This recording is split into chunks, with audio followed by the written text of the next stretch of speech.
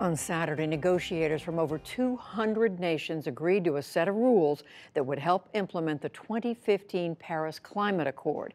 It is a very different political moment, of course, than when countries originally met in Paris. But as William Brangham reports, even though the United States, one of the world's top carbon polluters, has said that it will pull out of the Paris Accord, some believe that important progress was made this weekend. With the Paris Accord, the world's nations agreed to try to slow their carbon emissions to keep global warming under 2 degrees Celsius, which is about 3.6 degrees Fahrenheit. Above that, scientists say, the damage will be even more intense. Food shortages, massive droughts, and hugely destructive sea level rise.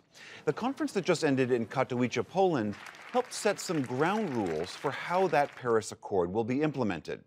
Diplomats agreed on a common set of standards to measure their own emissions as well as their own goals. It asks countries to further limit carbon emissions in advance of the next meeting in 2 years, and it calls on wealthier nations, those that created this problem, to address how they'll help the poorer nations that are disproportionately hurt by climate change. Nathaniel Cohen is Senior Vice President of the Environmental Defense Fund, and he attended the talks in Poland over the last few weeks.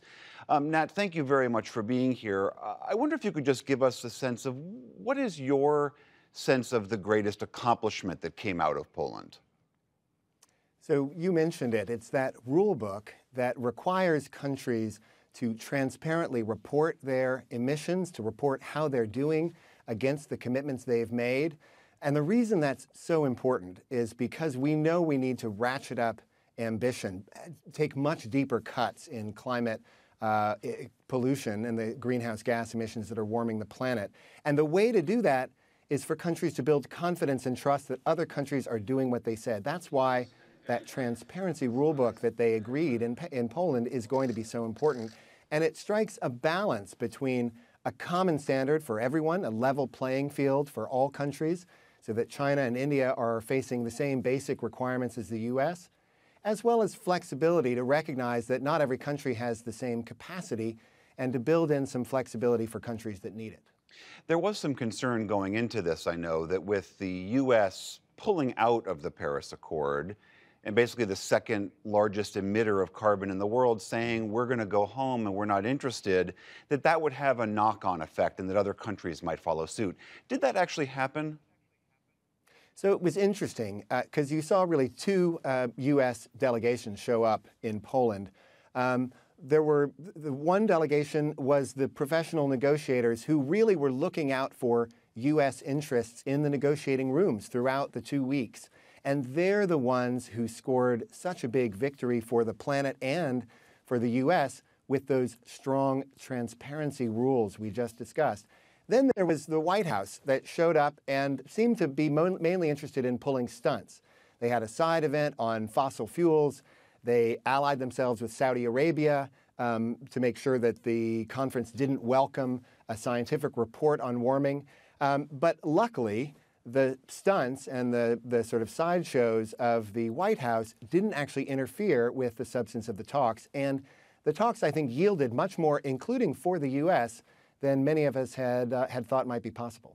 I appreciate that sense of optimism that you have. But as you well know, global carbon emissions reached a record high last year. We've seen over the past year many of the long predicted impacts of climate change with droughts and wildfires and rapidly intensifying storms wreaking havoc on the U.S., not to mention what's happening elsewhere in the world.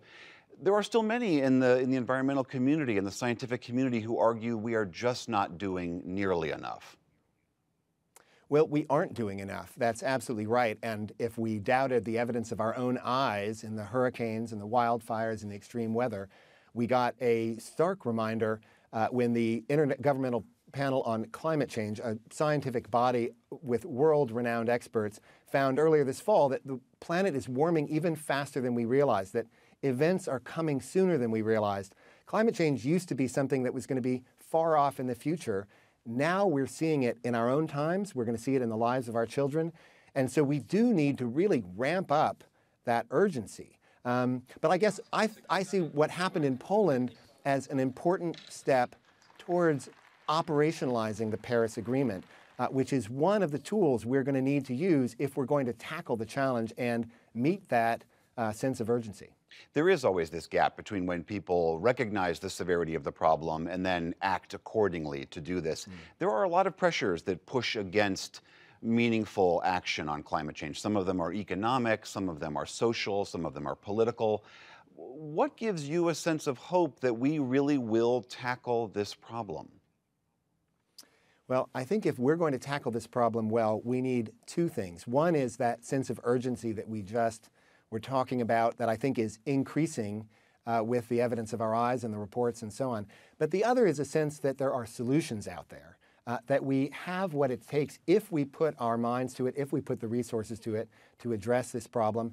And there I think we're really seeing some bright spots. I'll just give you a couple of examples. If you look at renewable energy like wind and solar, the costs of that energy are plummeting. In some places in the United States, wind and solar are cheaper than existing coal as a means of generating electricity, so cheaper to run than current coal plants. You have a big electric utility in the Mountain West, Xcel Energy, that's agreed to cut its emissions 80% by 2030 and 100% by 2050. If you look internationally, China, even though its emissions are still creeping up, is likely to peak its emissions and start on a downward path in the middle of the next decade, which is 5 years ahead of its own commitment. So there are tailwinds, the economic drivers on renewable power, on renewable energy, clean technology that are blowing in our direction. And I think that's what gives me some optimism that we have the solutions we need if we can match them to that sense of urgency we should all have.